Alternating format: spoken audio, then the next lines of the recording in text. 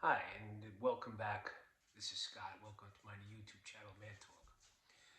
Today, I want to talk about what it is to be a better father. Last time we spoke about how to be a better husband and a better man, and now we're going to carry over to how to be a better father. I have somewhat of experience in this since I have 6 children ranging from the age of 39 down to 21. Children are a blessing. They really are, but it also has a lot of ups and downs with children, as most of you know who have children. But they are truly a blessing from God. I just want to say that each child has its own personality, their own personality. So don't expect the same from each one.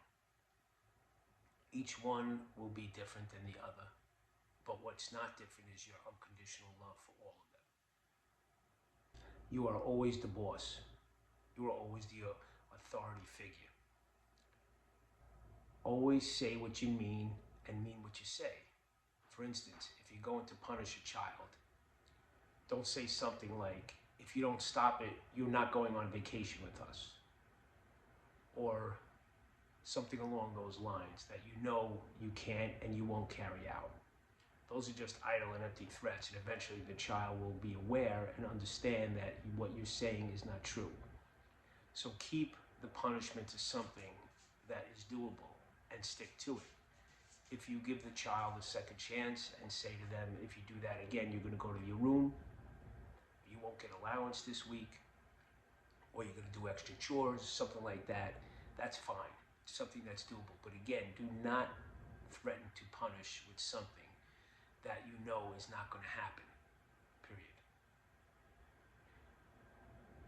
For instance, if you're going on a cruise, a vacation, or if you're going somewhere where you know they're going to definitely have to come with you, you can't threaten them by saying they won't be able to come. Because if they continue that action, you won't be able to carry out with that punishment. That's important to know, because kids will do what they can to get away with what they can. They will push the limits, and they will go as far as you allow them. Both parents have to be on a united front. They will pin one parent against the other. So both parents have to be on the same page when it comes to disciplining a child or having rules for that child. If the child thinks that he can manipulate or get one parent to change his mind or something, they will act on that. So it's important that the child knows that whatever you say or whatever your wife might say is in unity, and there's no point for the child to try to come to each parent separately and try to change the decision that's been made in regards to whether it's a punishment, chores, or anything else. Both parents have to be acting on the same page, or else the kids will pick up on that and they will take advantage of that situation. Don't ever let your child talk back to you, even if it's something that seems kind of minor. You are and deserve the respect as the parent. We've all seen those children or those kids that talk to their parents, maybe even cursing at them in a terrible way. The kid doesn't start out like that. It starts out with, leave me alone. Leave me the hell alone. Leave me the F alone. And it progresses. Each child will get away what they can get away with, what you allow them to get away with. So immediately when the child starts to talk back or act up, you nip it in the bud immediately and say that you are not to talk to me that way. You respect me and listen to what I have to say. You don't allow them to get past a certain point, because they will continue to push it, like I said. No child starts off cursing at his parents. They continue because it's allowed and nothing's done about it. So the child will continue to start to say things that are more harsh, more severe, and in some cases, using bad language. It should never get to that point. You need to listen to what your child has to say, no matter how young. Their concerns to them are real.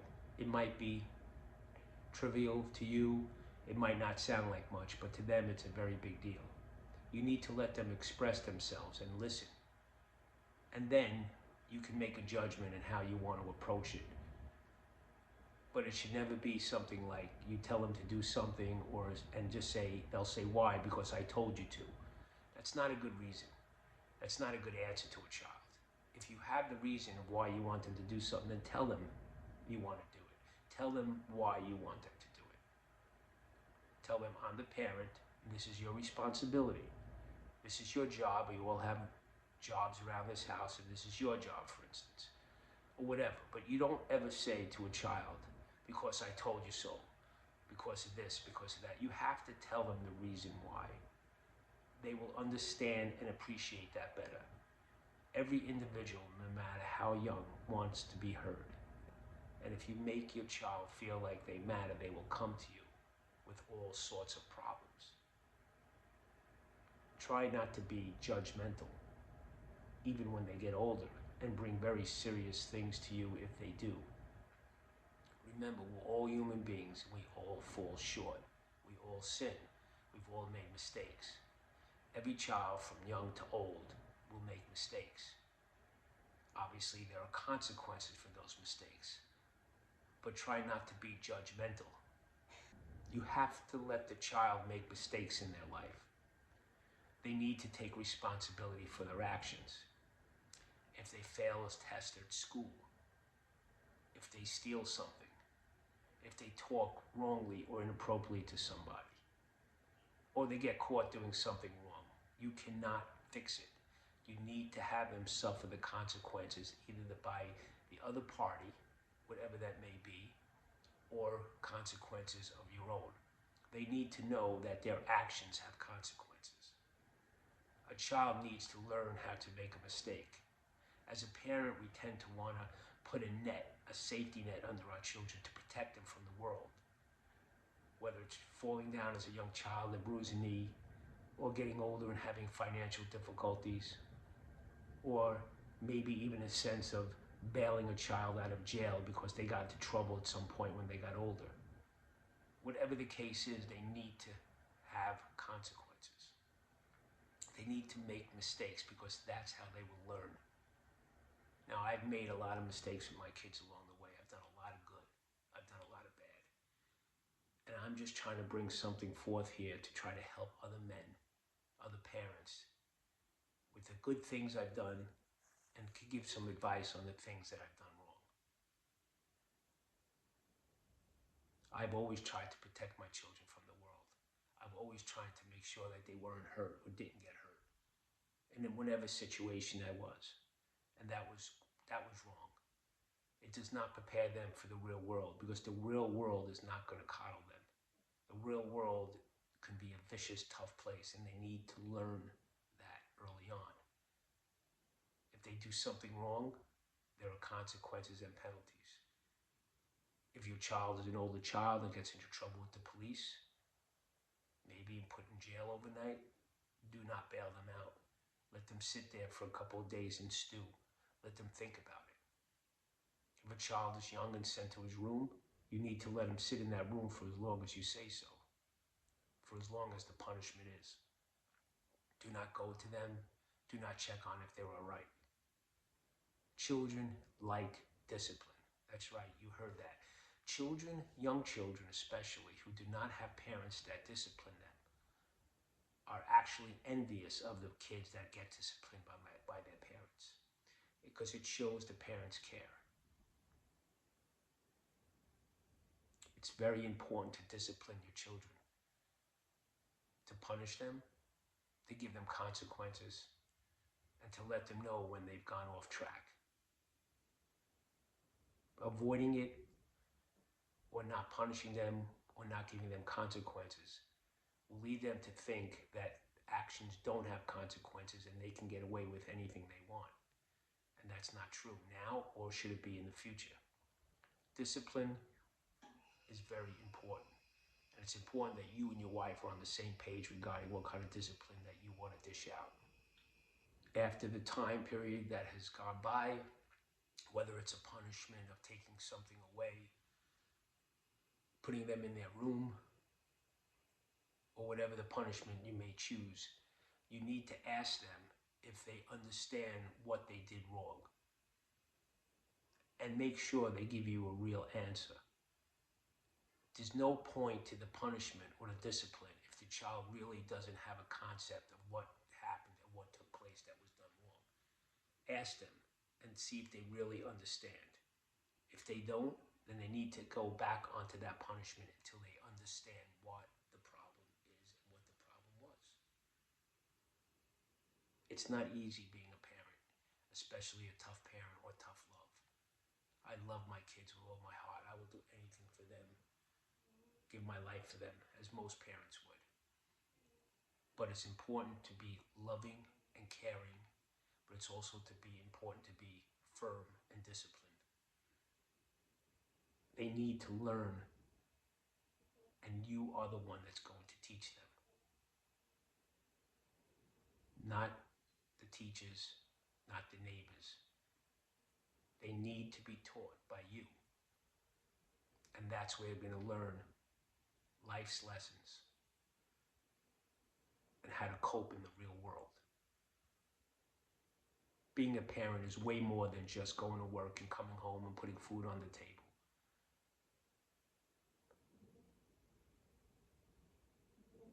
It's also about providing discipline and structure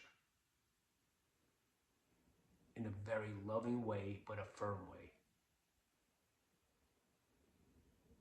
I have a great time with my kids. We do things all together all the time. They're all adults. My youngest one, like I said, is 21. My oldest is 39. And yet when they come over and they're with me, they want to be here. They want to do things with me. We do things together all the time. I'm not saying that I've been a perfect parent again, like I'm saying by far I have not. I've made a lot of mistakes. I'm just trying to bring forth some of the things that I've learned that were good and some of the things that I didn't do so good.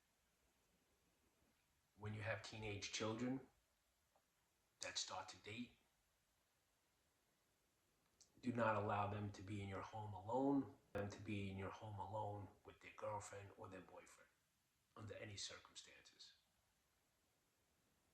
If they're going to watch TV, have them watch in a community room, a living room, even if you're in the kitchen where you could hear and see things going on.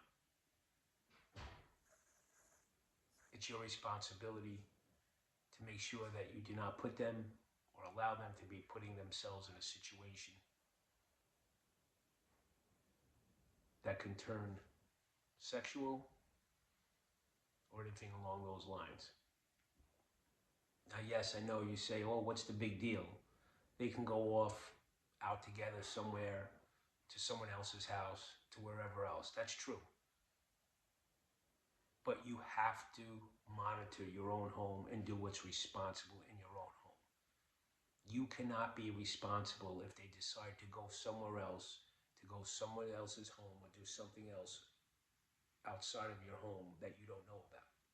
You try to bring them up the right way and try to guide them to let them know what's right and what's wrong. They may end up turning to drugs, but that doesn't mean you light up a joint with them or snort lines of cocaine with them because, well, they may end up doing it anyway. You have a responsibility, and it's important that you keep that structure of responsibility in your own home while they're living there and while they're there.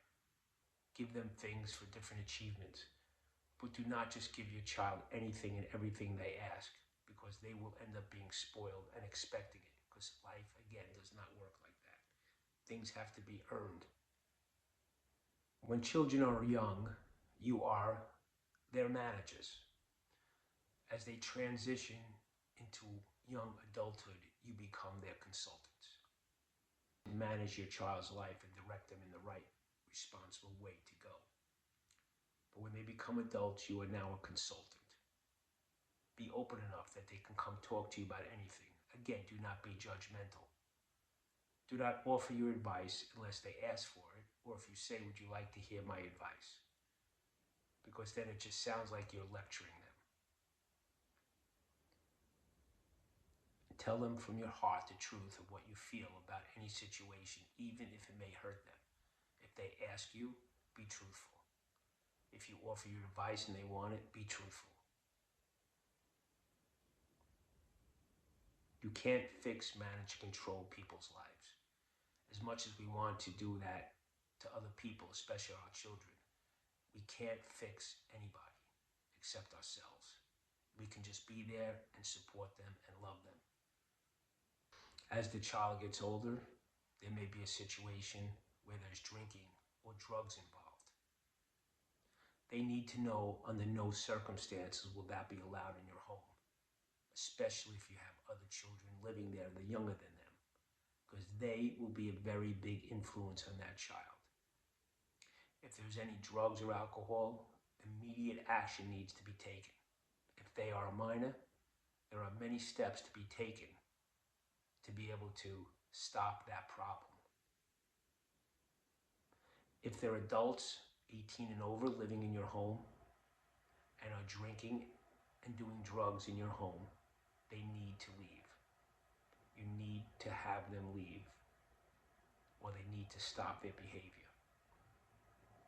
And let them know it will not be tolerated under any circumstances. Have them do chores around the house. Make a little extra money. Give them responsibility.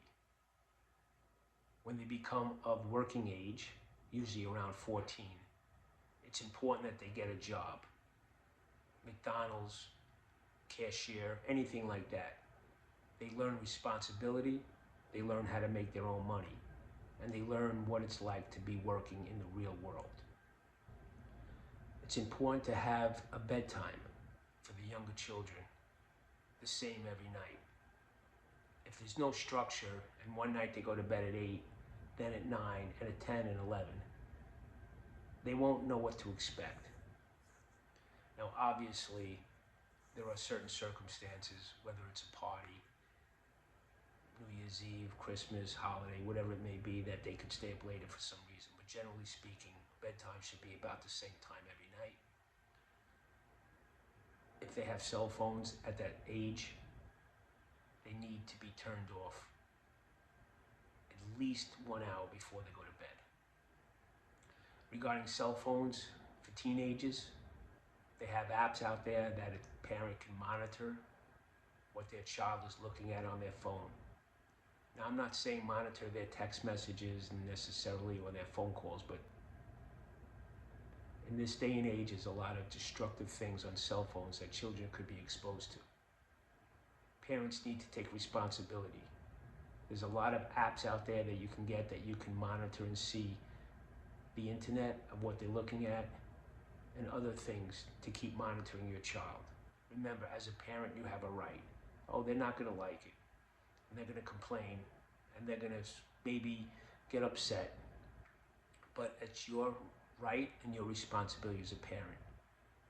And what they do as an adult, you don't have control over.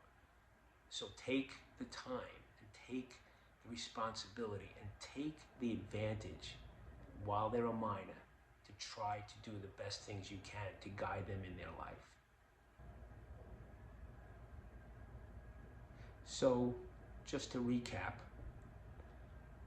it's important to make sure that you issue a punishment that can be carried out. Use tough love where need be. Love them unconditionally, but make sure that there are consequences for their actions. Listen to them. Just don't tell them what to do, but actually explain to them why you're telling them something.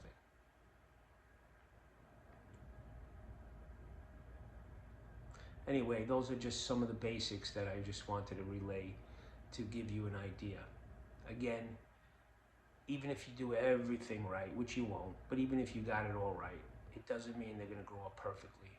It doesn't mean they're not going to get into trouble. It doesn't mean they're going to listen to anything that you had to say. But you, as a parent, have a responsibility.